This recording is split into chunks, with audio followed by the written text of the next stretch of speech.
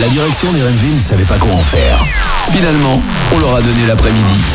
La PM, 14h-18h sur RMV, avec Tom et David Martin. La la la la la la la la de 14h à 18h.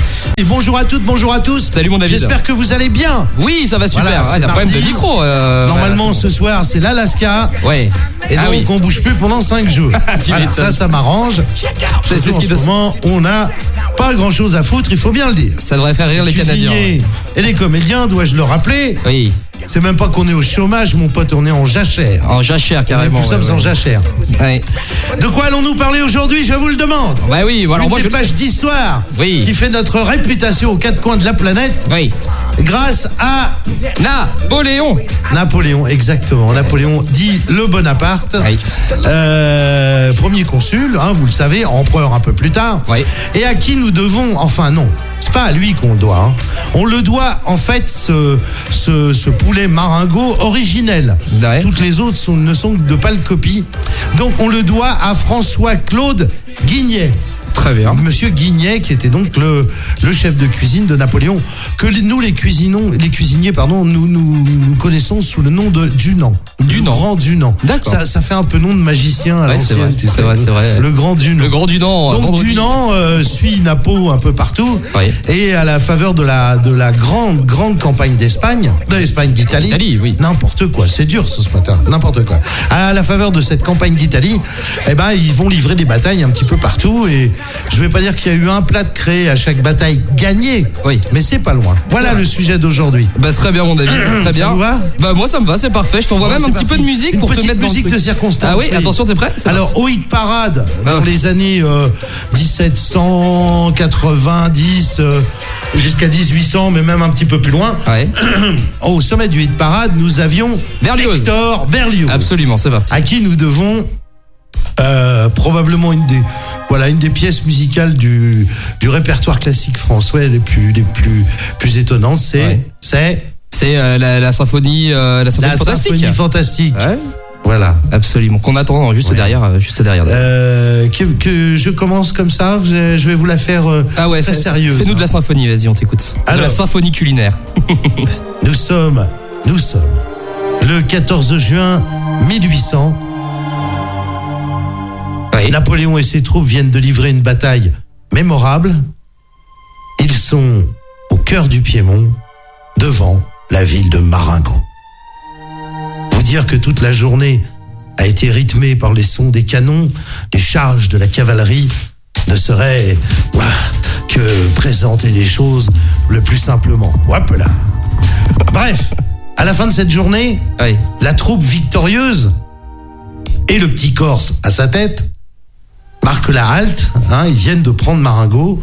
C'est une victoire, il y a du sang partout, mais ce sont eux les vainqueurs. À ce moment-là, Napo a un petit creux. Il y en a qui font 4 heures. Napo, lui, gagne des batailles et il mange derrière. Un peu comme les comédiens. On mange pas avant, on mange après. Toujours après, ouais. Pourquoi vous savez pourquoi on mange après? Non, vas-y, Pour pas être dis-nous. trop lourd. D'accord. Comme pour faire la guerre. Faut pas être trop lourd. Ouais. Bref, 18h, tu vois Napo qui appelle son chef de cuisine, le fameux, l'unique, le grand Dunant. Dites donc, mon petit Dunant! Oui. Mon petit Dunant, là, il est 18h, qu'est-ce qu'on va manger ce soir? Eh ben écoute, mon cher Napo, je pense que il serait préférable. Alors pour vous, ce sera empereur. Empereur, excusez-moi, mon cher empereur. Je pense qu'il serait préférable de manger de la volaille, du poulet, puisque nous en avons en abondance. Et ça tombe bien, nous sommes en Italie et nous avons de la tomate. Alors pourquoi pas créer une recette pour vous faire plaisir, mon cher empereur, du poulet avec de la tomate agrémentée évidemment d'huile d'olive, puisqu'on en trouve en grande quantité, bien sûr en Italie, puisque nous sommes à Marengo, une ville italienne. Mon cher Napoléon, voilà. Je te propose là, c'est ce que Dunant a répondu à Napoléon, mais quelques heures plus tôt, la bataille venait de se terminer.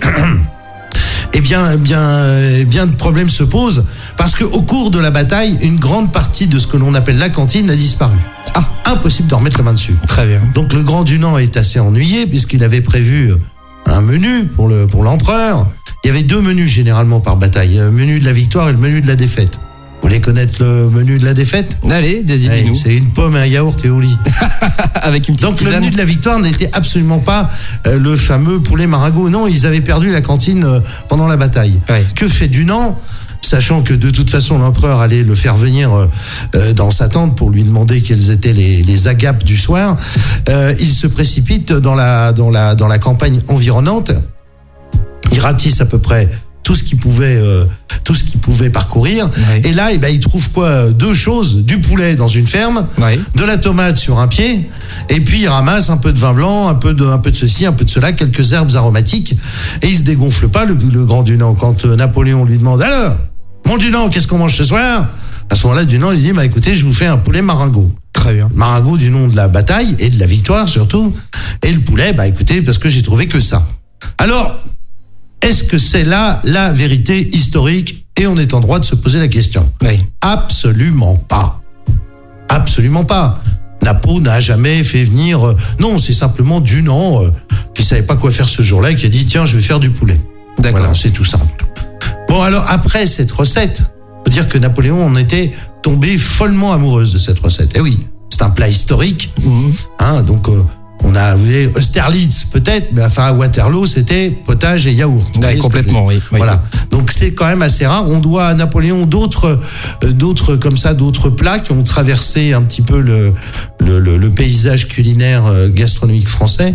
Mais le poulet Marengo, lui, est resté. Il est resté. Alors, je vais vous en donner le détail plus tard dans la rubrique. Oui. Mais par déviance, aujourd'hui, il y a du Marengo pratiquement à toutes les sauces, généralement de la viande blanche. Oui. Donc vous pourrez trouver du veau Marengo, d'accord? Oui. Donc ça ne peut pas être celui qui a été livré à la bataille. Non. Vous voyez pas Dunant éventrer un veau, prélever les quasis pour pouvoir le servir à Napo le soir même, c'est pas possible. C'est sûr. Et puis on fait aussi du lapin Marengo.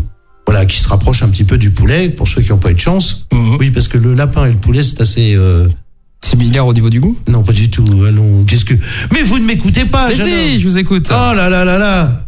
Mais non, bien sûr que le poulet n'a rien à voir avec le lapin. Vous n'avez pas vu beaucoup de poulet dans la vie, vous, hein? Pas beaucoup de lapins en fait. Pas beaucoup de lapins. Hein? Ah, par contre, le poulet, oui. Alors, le lapin est facilement reconnaissable grâce à ses deux ailes blanches de chaque côté. Ah, c'est bien ce qui me semblait. Oui, oui, Qui lui permet de complètement. planer à haute Et altitude. bien sûr, évidemment, parce qu'on sait très bien que le lapin vole, bien évidemment. Bien sûr, il a deux grandes serres à l'avant, Oui. ce qui lui permet dans des piquets de pouvoir attraper ses proies. Absolument. Hein? Et c'est un danger pour l'homme, hein. C'est vrai Oui, qu'ils très sont bien. très il dangereux. chasse. Ouais. Et puis ils Alors, chassent les hommes. on le trouve ouais. essentiellement à Garennes. Donc, Oui. quand vous entendrez parler du lapin de Garennes, Garenne, oui, oui. vous saurez que ce volatile se mange généralement cuit, mais servi froid. De la Absolument. mayonnaise.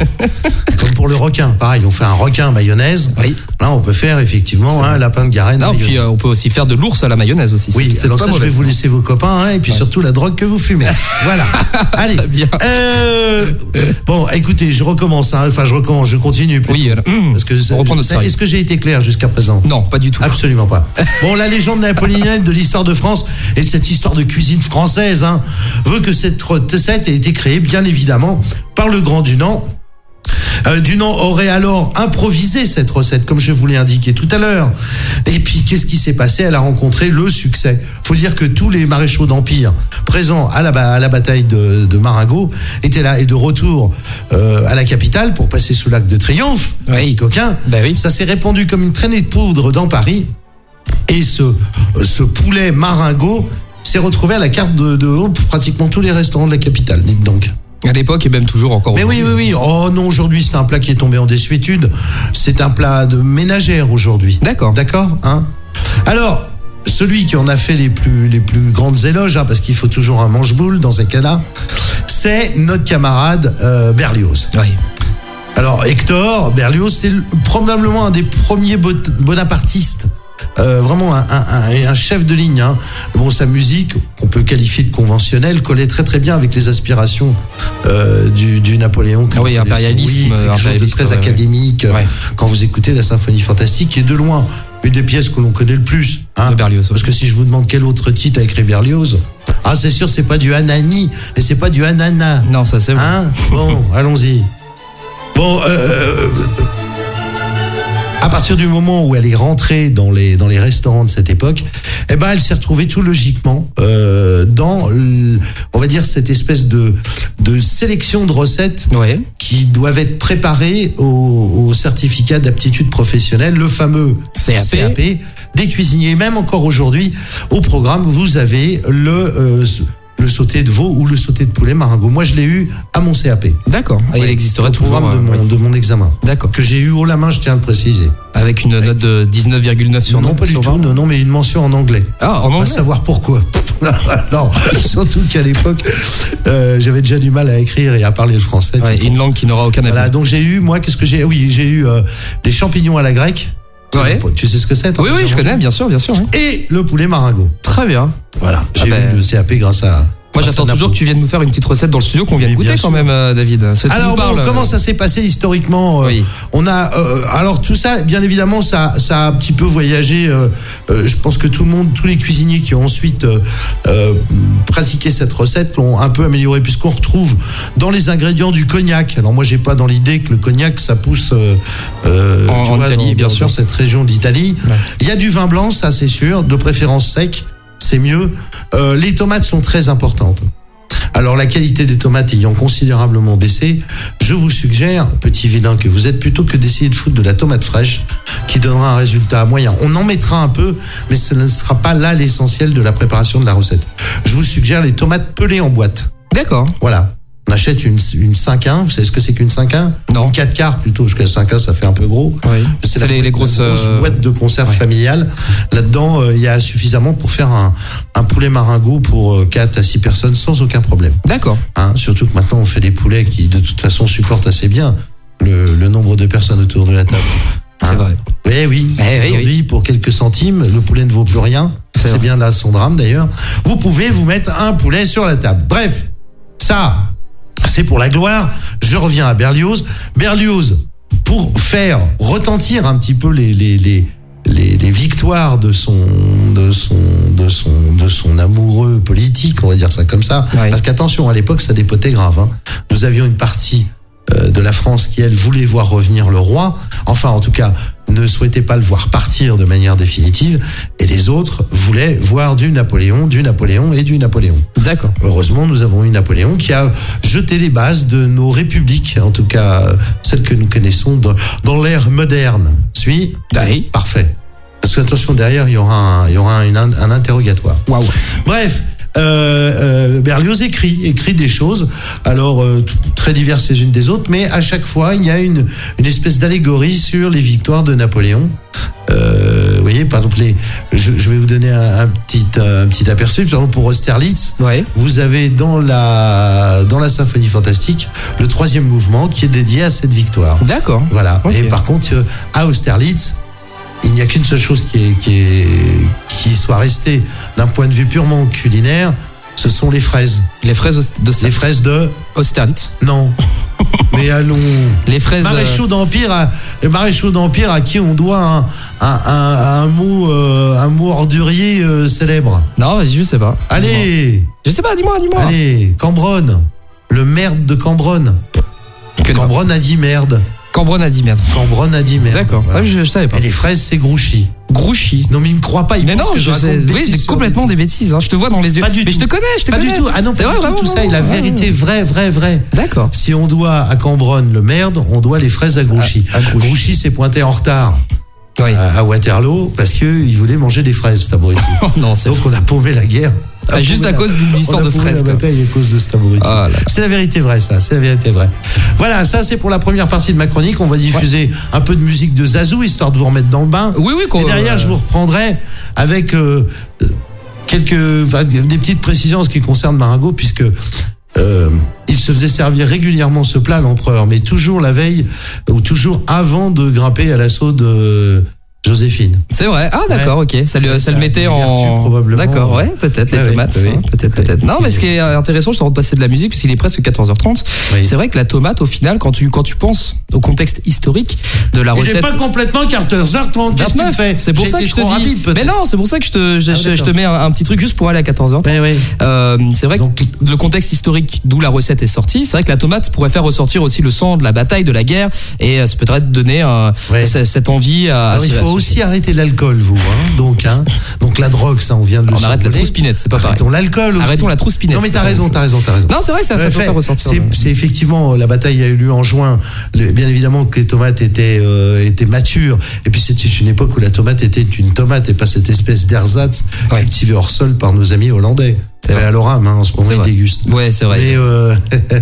Mais pas question d'aller à Amsterdam en ce moment. Non, c'est pas une très bonne idée. Bon, après, ça dépend ce que vous voulez y faire à Amsterdam. Tout ça pour dire qu'effectivement, ces tomates aujourd'hui n'ont absolument, on va pas dire presque aucun goût. Ouais, c'est vrai. Donc utilisez la boîte de tomates conserve de tomates entières pelées. Très bien. C'est très très bien. Oui, et puis on y ajoutera, vous verrez tout à l'heure, du concentré de tomates aussi.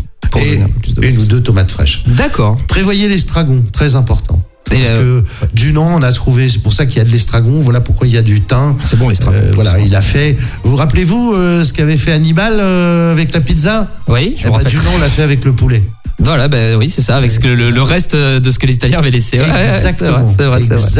Merci mon David, bon après-midi. À tout de suite. On va partir d'aller chercher le lapin et la. Qui vole. Et là, oui, c'est ça. Ouais. Et en plus.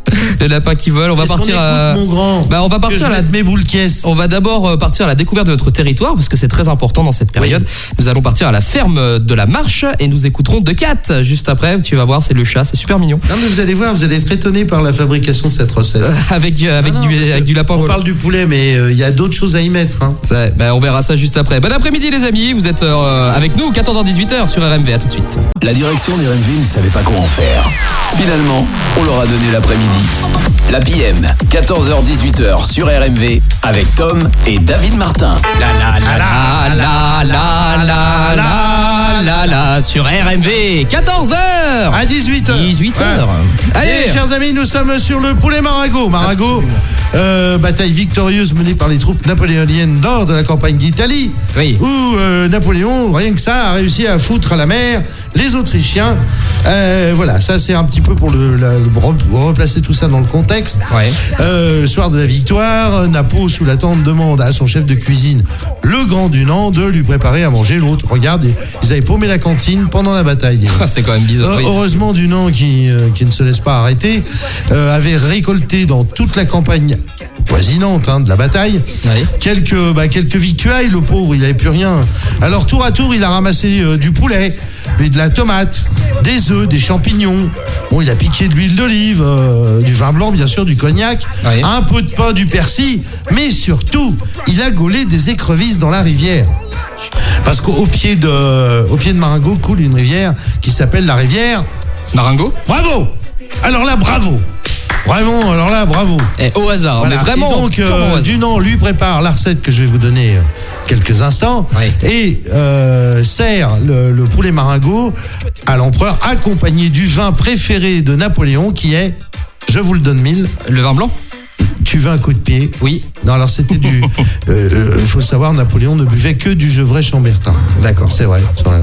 Bon, enfin bref, Napoléon a adoré ce plat et a demandé à Dunant de le lui servir à l'identique après chacune des victoires, des batailles et donc des victoires des troupes de l'empereur. Vous imaginez, à chaque fois qu'il y a eu une victoire, les mecs, hop, qu'est-ce qu'il y a à bouffer ce soir? Poulet Marengo. Au moins, c'était le mérite d'être pratique pour le chef qui, à 2h de l'après-midi, voyant l'avancement de la bagarre, pouvait savoir ce qu'il aurait à cuisiner le soir.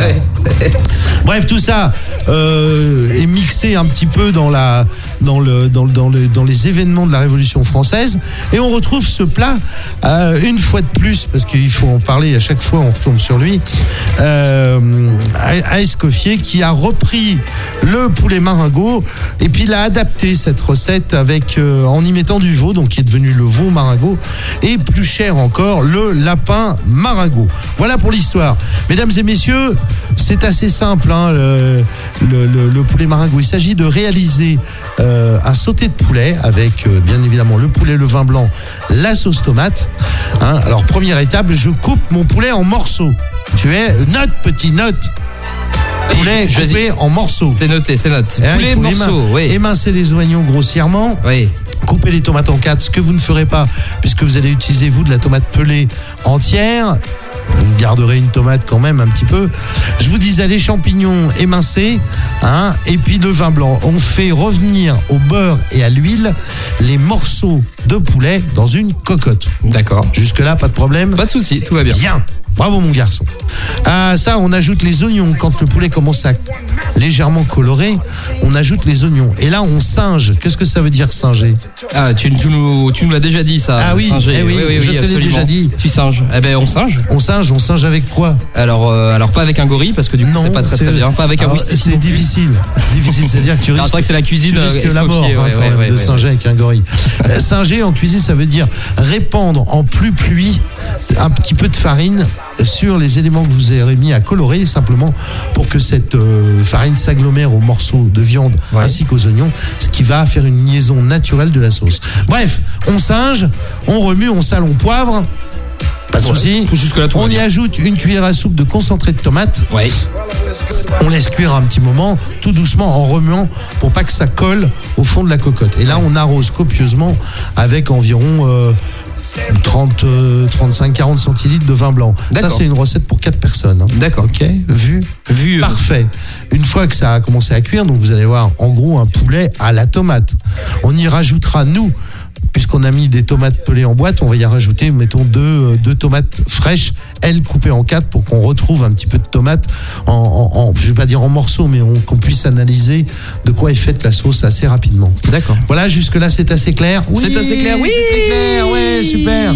Et en cours de cuisson, on y ajoutera les échalotes, n'est-ce pas, qu'on aura pu faire pré-cuire avec un petit peu de vin blanc ou pas, d'accord. Et dans les herbes, puisque Dunant a aussi ramassé des herbes aromatiques, il y a tour à tour du persil, plat de préférence, parce que le persil frisé, c'est de la merde. Bravo.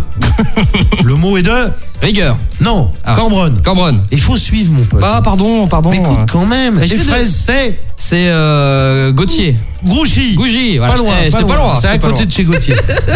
Bon, alors, bref, il nous faut, je vous l'ai dit, du persil plat. Ouais, de la fleur de thym, enfin du thym frais. Ouais. Et surtout un peu d'estragon. Ouais. Non, si, c'est bon. C'est bon l'estragon. Bref, on rajoute tour à tour les éléments que je viens de citer. Si la sauce va pas assez bien, vous pouvez rajouter, on dira, un tiers de litre d'eau avec un petit bouillon cube. D'accord. Ouais. Bah, c'est vraiment parce que c'est Noël. Hein. Ouais. Sinon, il n'y a pas besoin. Bon, une fois que ça a cuit, ça cuit assez vite. Moi, je déteste quand le poulet est trop cuit. D'accord. On prend les œufs. On prend les œufs. Tu n'es pas avec moi. Mais non, parce que j'essaie de régler ton problème de casque. Alors, je suis en train de voir avec la direction. Je vais à la guerre, mais j'ai pas de casque. Enfin, c'est pas grave. Donc, je prépare mes croûtons de pain, parce que le poulet maringot sera servi avec un crouton de pain. Donc on fait un crouton sur lequel on va poser les morceaux de volaille au moment de les servir, mais on prépare aussi des petits croûtons en cubes, vous savez, un peu comme ceux qu'on mettrait sur l'arrêt pour l'accompagner, l'arrêt au beurre noir. Oui. Voilà, donc vous voyez un petit peu les croûtons. Je vois. Ces croûtons sont du pain de mie, complet ou pas complet, coupé en cubes et on va dire frit à la poêle dans un petit peu d'huile d'olive avec une demi-gousse d'ail. Voilà, ça c'est pour parfumer les petits croûtons. Et les œufs sont faits au plat. Ah, d'accord, ok. Oui. Alors, tu fais cuire tes œufs. Alors, je vous donne une petite astuce pour cuire les œufs au plat et les réussir. Ce qu'on appelle faire le véritable œuf miroir. Oh. On va casser les œufs, mais séparer les jaunes des blancs, surtout sans casser les jaunes, et en les isolant, si possible, en les laissant dans la demi-coquille. Vous voyez ce que je veux dire ? Bien sûr, oui. Bref, les blancs sont remis dans un saladier, et en fait, on va cuire les blancs à la poêle sans les jaunes. D'accord.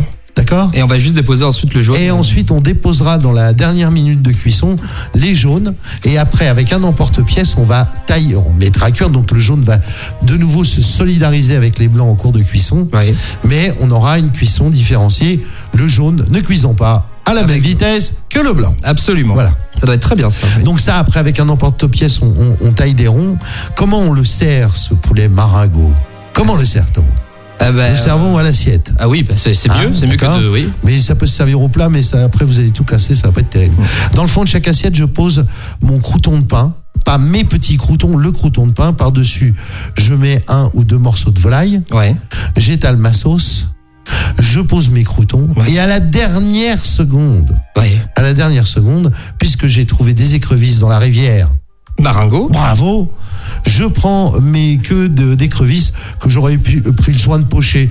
Alors vous pouvez les mettre à pocher dans la cuisson du poulet. C'est possible si vos écrevisses sont très belles. Vous les nettoyez bien. Attention, hein, ça vient de la rivière. Ça peut être...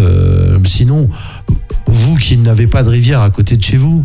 Voilà, la Marne déborde. Je pense pas qu'il y ait de l'écrevisse dans la Marne. Vous courez au magasin et ça existe en Saumur. D'accord. Au même rayon que là où il y a des queues de crevettes.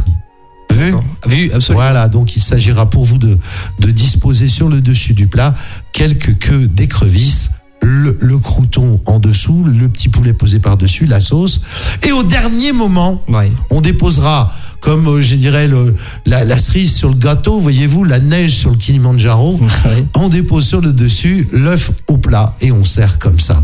Vous imaginez, tiens, rien d'en parler, j'en bave. Ah oui, ça doit être très On n'oubliera pas de rajouter tout autour, en plus les herbes, c'est-à-dire l'estragon et le persil plat. Tout ça ciselé très finement. Ça se sert accompagné d'un Gevrey Chambertin. Alors Gevrey Chambertin, c'est un vin de Bourgogne, réputé cher, seulement vous pouvez aussi en trouver du plus jeune, parce que en Bourgogne, ce qui coûte cher, c'est l'âge. Ce qui vous explique que j'ai un très gros succès. Tu m'étonnes.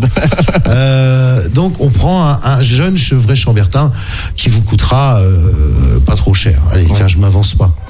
Voilà, autre chose ? Non, mais merci beaucoup. Alors, mais pas du tout, j'ai pas fini. Est-ce que vous avez bien compris tout ce que je viens de dire ? Moi, j'ai tout noté et on refera ça à la maison ce week-end. C'est ça, ça j'ai... Non, mais vraiment. Ça, bref, comme vous l'avez compris au travers de ce que je viens de vous narrer, ce plat est absolument délicieux. Alors, je vous l'ai indiqué tout à l'heure, il aura été repris après. On retrouve ça tout au long de la vie de la gastronomie française à travers les siècles. Et aujourd'hui, on le fait avec le veau de la même façon. Hein. D'ailleurs, on prendra du sauté de veau, le même qu'on utilise pour faire la blanquette.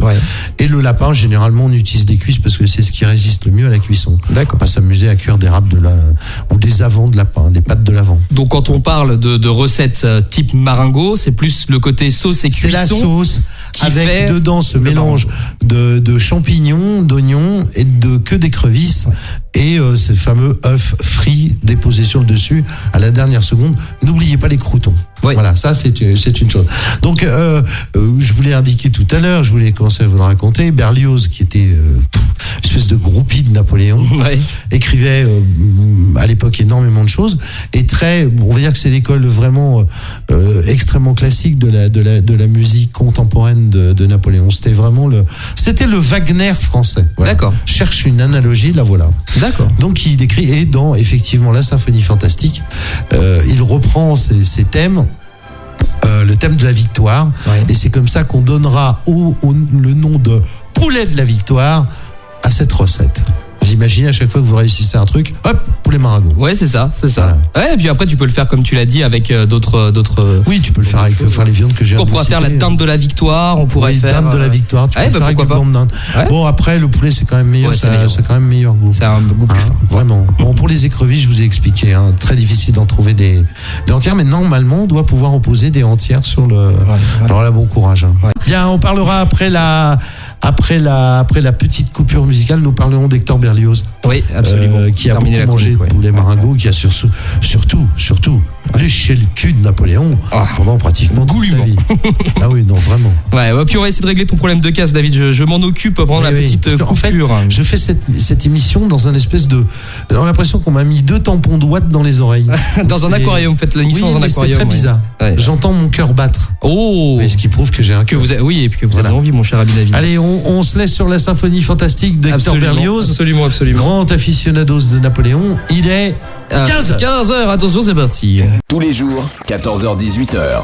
La PM avec Tom et David Martin. Messieurs, on retourne à Marengo. Oui, allons-y. Voilà quelques petites anecdotes pour à ce point ça a marqué Napoléon. Oui.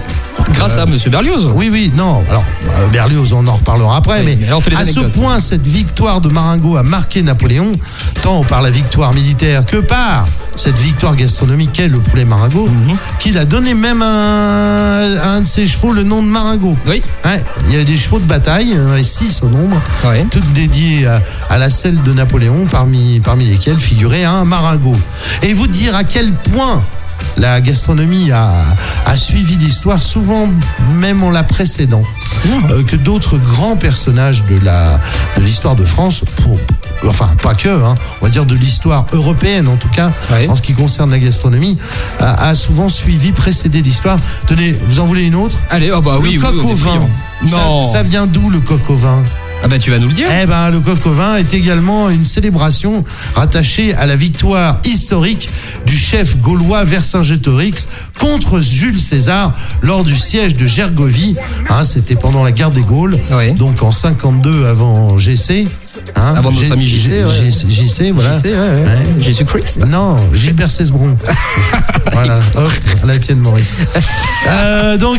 Et vous savez pourquoi? Parce qu'ils étaient tellement contents d'avoir foutu une raclée aux Romains qu'ils avaient dit on en a fait du coq au vin. C'est vrai. Voilà, donc le coq plus le vin des Romains, parce que nous le vin pas trop. Hein. Non, puis en plus le vin des Romains était pas super bon. Enfin. Ah bah c'est un vin un petit peu plus capiteux, un petit peu plus fort, un petit peu plus puissant. Bref, il n'y a pas que ça. Encore une anecdote? Non, oui. Oh, toujours, bon, pour Napoléon, on revient à Napoléon. Le bœuf Wellington, célèbre recette du bœuf Wellington, dont je vous reparlerai un autre jour. Hein. Donc on reviendra à Napoléon. À la bataille, c'est à la bataille de Waterloo en 1815. Waterloo. Orne-Plaine, absolument. Hein, que le bœuf de Wellington a été inventé. Voilà pour le duc de Wellington qui était donc vainqueur à Waterloo, et on a donné à cette bataille le nom de bataille de Wellington. Donc le bœuf de Wellington. Ce plat a été servi sur la table de l'empereur. Sans blague. Oui, je plaisante pas. Malgré sa défaite. Alors bon, on se souvient beaucoup plus facilement du poulet Marengo que du bœuf de Wellington. D'accord. Bon, enfin bref. Et nous avons aussi une petite anecdote concernant les œufs au plat. Oui, les œufs au plat. Les premiers œufs au plat, on les doit à Charlemagne. Ah ouais. Donc quoi, il a pas inventé que l'école, lui. Non, il n'a pas inventé l'école. On lui a servi un jour un œuf, qui était cuit au plat, et il l'a donné. Je crois que c'est un nom de bataille. Non, c'est ça, c'est au plat. Ok. Au plat, les œufs au plat. Très bien. Les œufs au plat. Donc miroir est devenu œuf au plat, et œuf au plat est devenu miroir. Très bien. Oui, tu nous as appris à faire un œuf miroir. Oui, je vous ai expliqué comment on fait un œuf miroir. On fait d'abord cuire le blanc, et on rajoute le jaune par-dessus. On laisse cuire on va dire 30-40 secondes supplémentaires pour chauffer le jaune avant de le servir comme ça. Généralement, on fait cette préparation-là quand on a l'intention, à l'aide d'un emporte-pièce, de retailler le blanc pour lui donner la taille et la dimension que l'on souhaite. D'accord. Voilà, cher ami. Très bien, mon cher. Alors maintenant, Berlioz. Oui. Parce que je vous en parlais, mais j'ai pas été très complet sur Berlioz. Ah, il n'y a plus de musique. Ah non, c'est Berlioz. Vous me remettez Berlioz, ça j'adore. Je ne veux que Berlioz et moi. Voilà, Hector Berlioz est un immense compositeur, je vous l'ai dit. Bon, il occupe une place un petit peu particulière dans l'histoire de la musique en France, parce que, il était conformiste, c'était vraiment de la musique de l'époque. Vous voyez, c'est pas un avant-gardiste, mais ceci dit, on lui doit quand même des choses absolument phénoménales, notamment la symphonie fantastique que nous écoutons actuellement. Absolument. Voilà. C'est la musique que je mets quand je fais l'amour. Oh, on est ravis de le savoir. Et quand je réussis mon coup, c'est le cas de le dire, je tape les fesses de ma femme, c'est pour ça que je les ai appelées les fesses Marengo. Oh non, David. Bon, enfin bref. La pauvre, votre pauvre. Bon, il fut Berlioz vraiment un militant bonapartiste, ça je vous l'ai dit.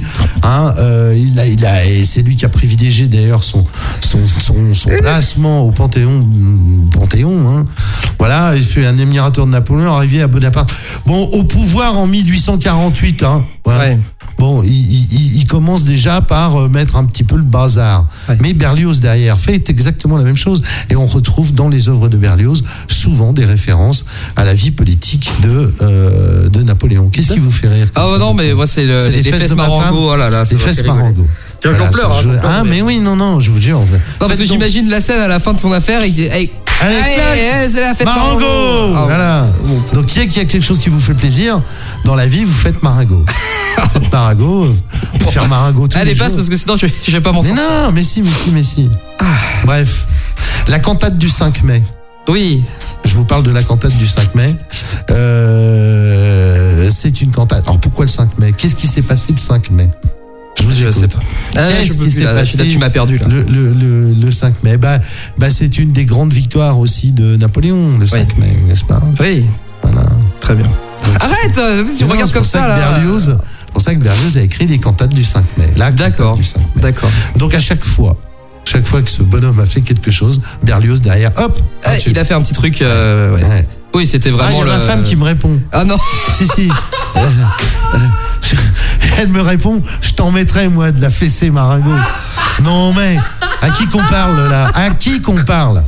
Non mais, je vous rappelle que nous sommes une radio, une station associative, bien pensante. Très associative et bien pensante. Elle est très pensante, bien pensante, beaucoup pensante.